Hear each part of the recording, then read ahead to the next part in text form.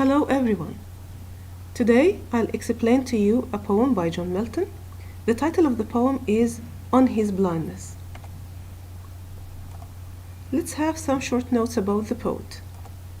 His name is John Milton and he was born in London in 1608. He was born into a rich religious family. His family brought him up to work in the church and he wished to be a priest. He began to write poetry when he was a student in university, and his best poems or masterpieces are Paradise Lost and Paradise Regained. So, what is the main idea of this poem? Milton lost his eyesight when he was still young. He was almost 42 years old when he lost his eyesight, so he felt sad for himself, and wrote this poem to lament or to express his sadness. What did he lament? He wrote it to lament the loss of his eyesight at an early age. And this poem is written by John Milton himself. That's why it is called an autobiography, as it is his own experience and it is written on his own hands.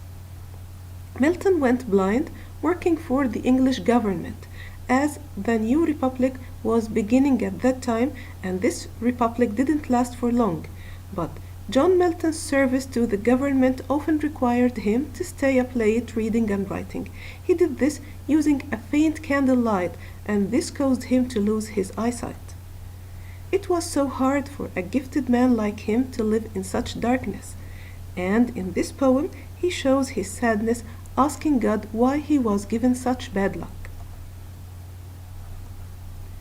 The form of the poem. The poem is written in the form of the Italian sonnet, which is consisting of 14 lines. The sonnet is divided into an octet.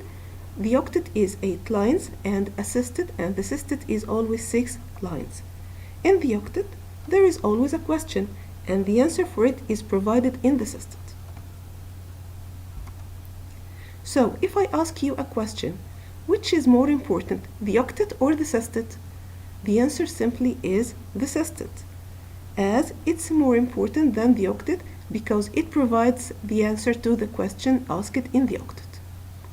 The rhyme scheme of the Italian sonnet is always fixed. It is A, B, B, A, B, B, A, and this is the first part, then C, D, E, C, D, E, and this is the second part. So the first part 8 lines and the second part 6 lines. On His Blindness, Milton writes of his experience of blindness. This is losing his eyesight. He asks if God wants him to keep working in spite of the fact that his job caused him to lose his sight. So, a personified patience, and here the poet personified patience and gave him the image of a person who can speak. This patience told him that God rewards even those who stand, which means endure and wait to be of the service of God. Milton fears that his blindness will prevent him from doing God's work. Patience tells him that even his idleness is useful to God if he continues to have faith. If you are a faithful man, then you are serving God actually. Let's start with the octet, the first part of the poem consisting of 8 lines, and of course there is a question in this part. When I consider how my life is spent, or have my days in this dark world unwide, and that one talent which is death to hide, lodged with me useless, though my soul more bent, to serve there with my Maker and present my true account, lest he returning chide, doth God exact day labor lie denied, I fondly ask but patient to prevent. By beginning line 1 with the word when, Milton immediately signals that he introduced the main idea to follow. So, the beginning of the first line using the word when is a signal that there will be an idea or the main idea of the poem. Beginning the poem this way creates a certain suspense that draws our attention to what will come. The main idea is postponed so that we have to continue reading in anticipation of its eventual arrival. We will be waiting for this arrival of the main idea. By opening with such a close, Milton heightens our sense of anticipation by delaying the key statement. So we are eager to know why he is asking such a question, or what is the main idea. So let's see together the paraphrase. The poet thinks how he lost his eyesight while he was still young. He was sad for living in a dark world, and he preferred death to living without his sight or his eyesight. He had eyes, but they were useless as he couldn't see with them. He said that he couldn't serve his God as he was blind, and he wanted to work hard to please God. So he asked if God expected him to serve, work, and pray while he is blind. Of course, this is a useless question because patience here prevented him and stopped him from saying such a question. He only thought of it, but patience gave the answer to the question, and this answer was in the second part, which is the sestet. So, if we comment on that stanza, we can say that the poem has now become a kind of dialogue between the part of the speaker that is tempted to complain and the part of the speaker that is willing to wait on God and trust Him, as there is always two parts inside each one of us, the one or the part that is always complaining and the part that always tells us to wait. Here is the same.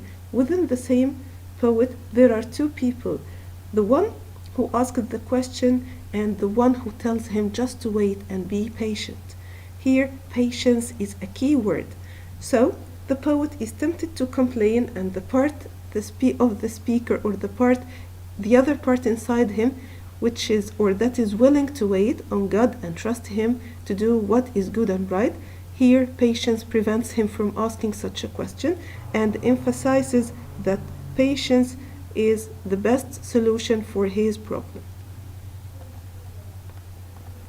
Let's have a look on the figures of speech.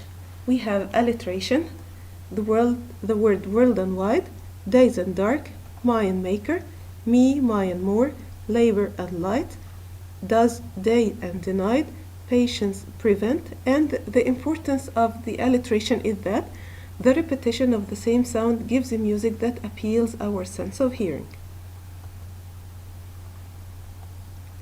We have a metaphor in the first line, when I consider how my light is spent. Here the poet gave his side the image of light. We have also personification. I fondly ask, but patience to prevent. The poet personifies patience like a person that can talk. Let's have a look on the second part of the poem that provides the answer for us, which is the sestet. That murmur soon replies, God doesn't need either man's work or his own gifts. Who best bear his mild yoke? They serve him best. His state is kindly, thousands at his bidding speed, and post over land and ocean without rest. They also serve who only stand and wait, and this last line is very, very important. So, the paraphrase is, Patience says to him that God doesn't need his service, prayers, or work. God also doesn't need man to use his gifts. God only wants people to obey him and submit to his will, accept his fate. He is a great king. He refers to God. He is a great king. Lots of people are active in his service all the time. And when we write anything related to God, we capitalize the letter. So here we capitalized the H in his because it refers to God. The people who are patient serve him well. The rhyme scheme, this is CDE, this is the second part or the sestet.